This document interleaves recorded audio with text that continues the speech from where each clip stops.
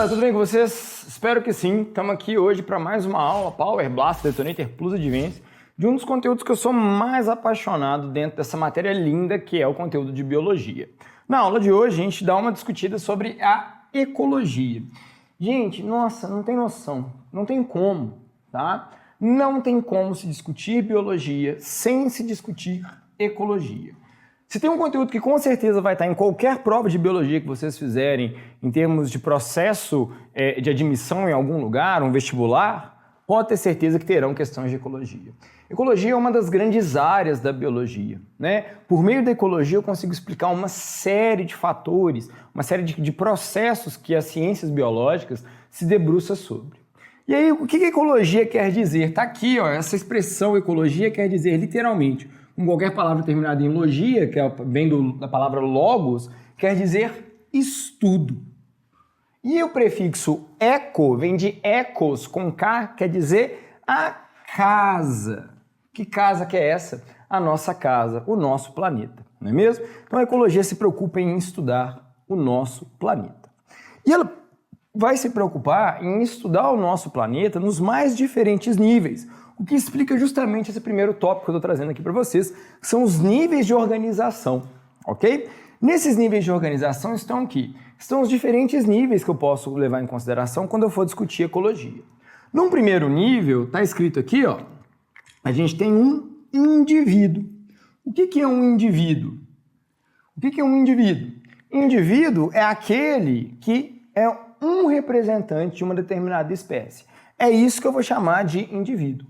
Um representante de uma determinada espécie.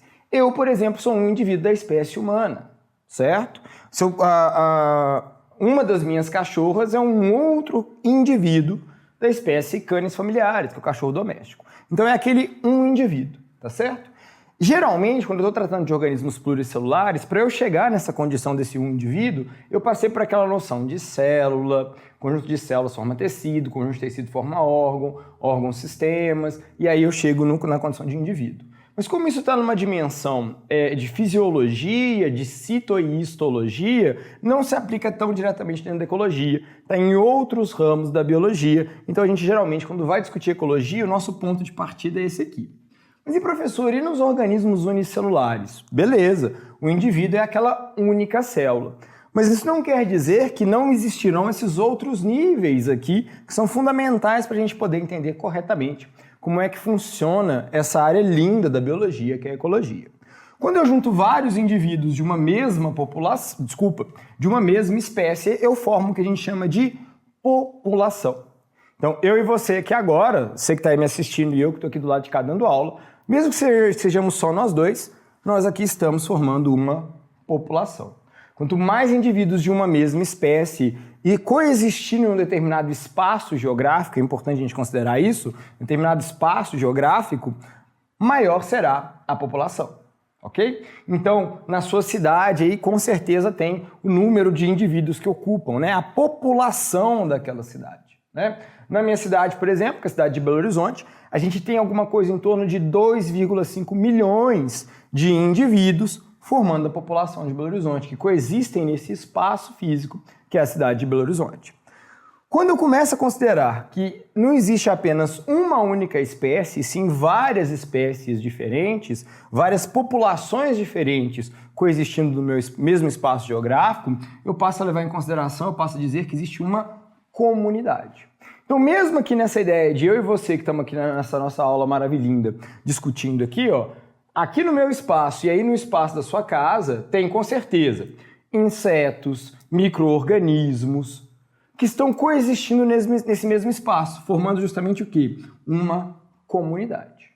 Notem que tanto em população e em comunidade, eu estou citando que existe a necessidade de existir dentro de um mesmo espaço geográfico. No entanto, esse espaço geográfico, eu não estou discutindo as características desse espaço geográfico. Para eu discutir as características desse espaço geográfico, eu tenho que chegar aqui, ó, em ecossistema. E nós vamos falar sobre ecossistema daqui a pouquinho. Eu trouxe algumas definições em relação ao que é o ecossistema. Mas antes disso, eu quero chamar a atenção para vocês disso aqui, ó. Tanto a nível de população quanto a nível de comunidade, nós vamos perceber o que a gente chama de relações ecológicas. O que são as relações ecológicas? São justamente os encontros que indivíduos de uma mesma população ou de populações diferentes realizam.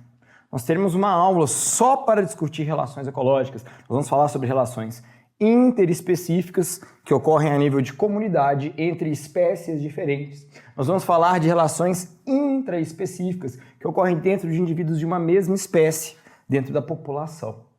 Nós também vamos falar de relações harmônicas e desarmônicas, relações que beneficiam ou que atrapalham esses indivíduos envolvidos nessas relações.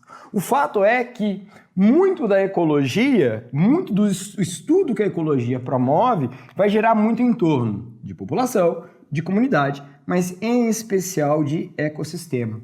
Principalmente mais ao final da nossa discussão sobre ecologia, quando a gente começar a discutir os diversos impactos ambientais que a nossa espécie tem causado no planeta. Dito isso, vamos entender um pouquinho o que eu quero dizer na hora que eu falo de ecossistema? Ecossistema é o quê? É a minha comunidade, ou seja, os vários seres vivos que existem naquele lugar, somado agora, e aí quando eu falo disso, eu não simplesmente falo que eles estão coexistindo no mesmo espaço geográfico. Eu agora, quando eu estou falando de ecossistema, eu quero detalhar quais são as características desse espaço geográfico, desse lugar que a minha comunidade está existindo. E aí, por conta disso, a gente separa e chama essas características de fatores abióticos.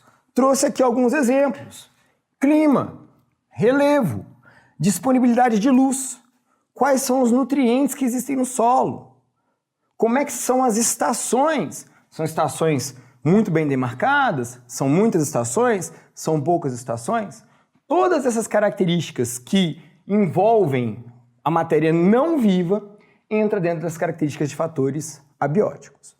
Os fatores abióticos têm uma enorme influência sobre os fatores bióticos. Afinal de contas, quando eu vou analisar as características de um organismo que vive em um determinado ecossistema, eu espero que aquelas características estejam adaptadas àquele ecossistema. Caso contrário, muito provavelmente, o que vai acontecer com aquele organismo é que ele vai desaparecer. Um conceito muito legal que a gente tem descoberto, de novo, para essa coisa linda chamada ecologia, é que os fatores bióticos, ou seja, os seres vivos que existem naquele planeta, têm uma grande... Desculpa, naquele planeta não, né, gente? Naquele ecossistema, no planeta, por enquanto que a gente sabe que tem vida, é só o nosso planeta, é só o planeta Terra. A gente tem descoberto cada vez mais que os fatores bióticos, ou seja, os seres vivos, têm uma enorme capacidade de interferir nos fatores abióticos. E quando eu digo isso, eu não estou dizendo apenas nós, seres humanos, com a nossa alta capacidade destrutiva que nós temos em relação aos ecossistemas. Isso é muito tranquilo da gente comprovar, isso é muito tranquilo da gente perceber. O que a ecologia tem nos mostrado é que mesmo seres vivos que não têm essa alta capacidade de transformar o ambiente igual a gente pensava, na verdade são sim verdadeiros engenheiros do processo dos ecossistemas.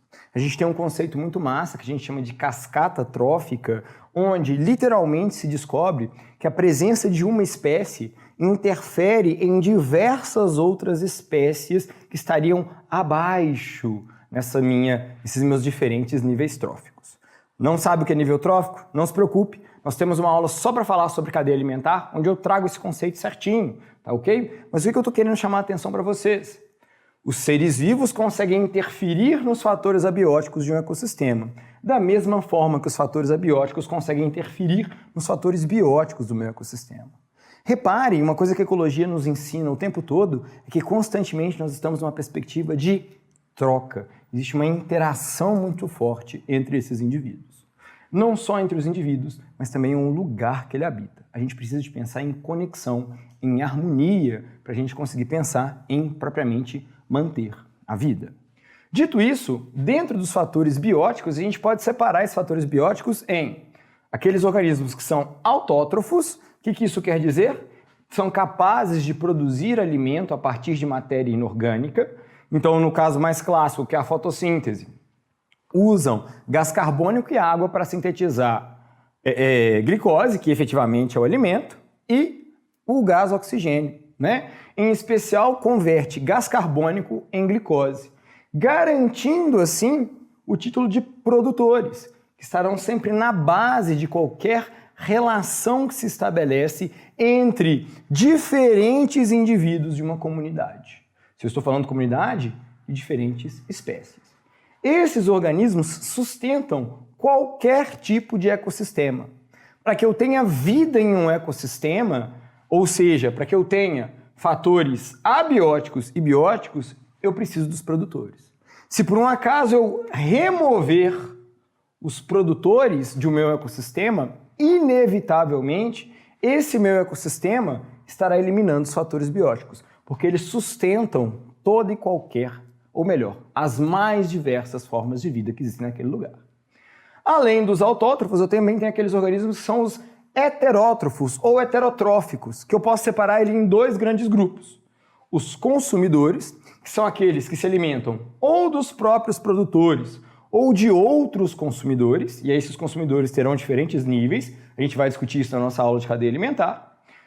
Eles não têm a propriedade de produzir o próprio alimento, precisando se alimentar de outros organismos, é de se esperar que de outras espécies, relações ecológicas dentro de comunidade, ok? Mas em alguns casos acontece ser dentro da mesma espécie, relações ecológicas, população, e ali estão presentes. Uma característica interessante é que eles até podem, e na maioria das vezes vão, desempenhar um papel fundamental para a manutenção do meu ecossistema. Mas se eu for muito criterioso, e eu quiser simplesmente dizer o seguinte, quero apenas sustentar vida, não estou me preocupado em quais são os tipos de vida, quais são as relações que se estabelecem naquele lugar, quais são os organismos que eu preciso de ter no meu ecossistema para sustentar a vida. Só preciso de dois. Os produtores, porque não tem como fugir, mas eu não preciso dos consumidores. Vou precisar apenas dos decompositores. Não estou dizendo, meus caros, que se a gente eliminar todos os consumidores, tá tudo bem. Claro que não, óbvio que não. Nós temos várias relações muito intrincadas que mostram que um ecossistema, muitas vezes, para manter as características que ele tem, ele precisa dos consumidores.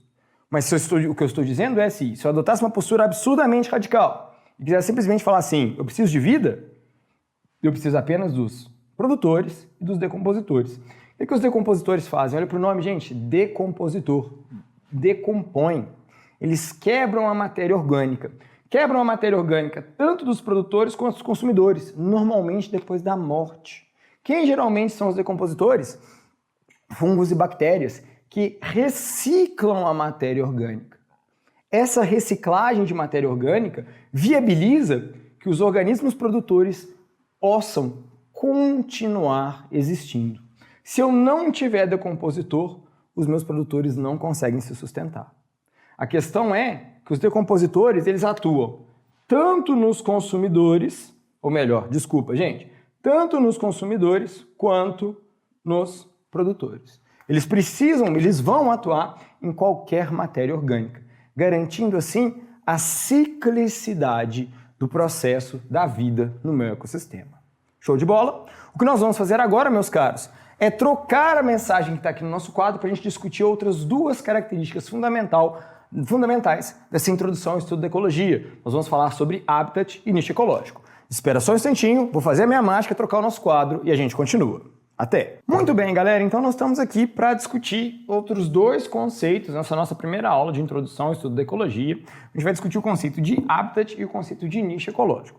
São conceitos relativamente simples de serem entendidos, mas que é essencial que eles fiquem muito bem delimitados, muito bem demarcados para a gente, para evitar qualquer tipo de problema e mais para frente, quando a gente trouxer esses termos de novo, não te causar nenhum tipo de confusão. O primeiro que eu vou discutir com vocês é a ideia de habitat. Habitat, literalmente, é o local onde o organismo vive. Tá ok? É muito comum você encontrar uma referência à palavra habitat, apresentar-se a ideia da palavra habitat como literalmente representasse o endereço que aquela determinada espécie, aquela determinada população existe. Uma coisa que é muito essencial para a gente considerar na hora que eu estou discutindo habitat é que na hora que a gente fala sobre habitat, a gente não discute como aquela determinada população ocupa aquele lugar, se relaciona com aquele lugar. Quando a gente traz a ideia de habitat, a gente fala literalmente só onde ele mora. Então eu viro para vocês e falo assim, determinada espécie vive na Mata Atlântica, determinada espécie vive na costa brasileira. É só isso, eu estou falando o lugar. Quando eu começo a levar em consideração as formas como aquela determinada população, aquele determinado indivíduo se relaciona com o ambiente, geralmente a gente entra na discussão de nicho ecológico. É muito comum se encontrar, então tá aqui, como o organismo se relaciona. É muito comum se encontrar uma ideia de que a palavra nicho ecológico ela poderia se relacionar a uma ideia de profissão. Profissão. Só que eu tenho uma certa ressalva com essa ideia de profissão. Eu já quero te chamar a atenção aqui em relação a isso. Por quê? Porque eu tenho uma certa resistência à ideia de profissão. Eu, por exemplo, sou professor. Sou professor aqui na cidade de Belo Horizonte. Um professor aí na sua cidade, por exemplo, vamos supor que você está assistindo a minha aula de São Paulo, um professor da rede pública da cidade de São Paulo provavelmente vai lidar com uma realidade diferente da minha, mesmo que a nossa profissão seja a mesma. Ambos somos professores. Então essa ideia de profissão, ela traz uma certa conotação que pode induzir a pessoa ao erro. Quando eu vou discutir nicho ecológico, eu não posso simplesmente falar assim, é a profissão do organismo. Não. Efetivamente, quando eu vou falar sobre nicho ecológico, eu quero descrever com detalhes como aquele determinado organismo, como aquela determinada população se relaciona com o ambiente. Então eu vou me preocupar em responder, por exemplo, o que é que ele come, quando ele come, quantas vezes, quais são os tipos de alimento que ele busca ingerir. Ele é herbívoro, carnívoro, onívoro? Ele é um ser autotrófico? Ele depende de luz? Qual que é a disponibilidade de luz que ele tem? É pouca luz? É muita luz? Se tem pouca luz, ele consegue sobreviver? Repara como o nicho ecológico é algo muito mais amplo do que simplesmente eu virar, por exemplo, e falar que é onde o organismo vive ou que é a função que ele desempenha no ambiente. Apesar da gente ainda encontrar essa referência. Vou me preocupar, por exemplo, em quando ele está mais ativo, é animal diurno, noturno, como é que é a época da reprodução, se é endotérmico, se é ectotérmico. Todas as características que eu posso pensar que vão descrever como aquele organismo se relaciona com o ambiente, isso tudo vai compor o que eu chamo de nicho ecológico, ok? E aí uma característica que eu trago para vocês é que quando a gente vai discutir nicho ecológico, a gente pode se deparar com algumas discussões em relação a diferentes tipos de nicho ecológico. Existe um nicho ecológico que a gente chama de nicho fundamental, nicho ecológico fundamental, que seria simplesmente eu considerar essas características do organismo. No entanto, quando a gente vai para o mundo real, é muito comum que a gente comece a perceber que algumas espécies de seres vivos possam enfrentar um problema em relação a um tipo de relação ecológica, que é a competição.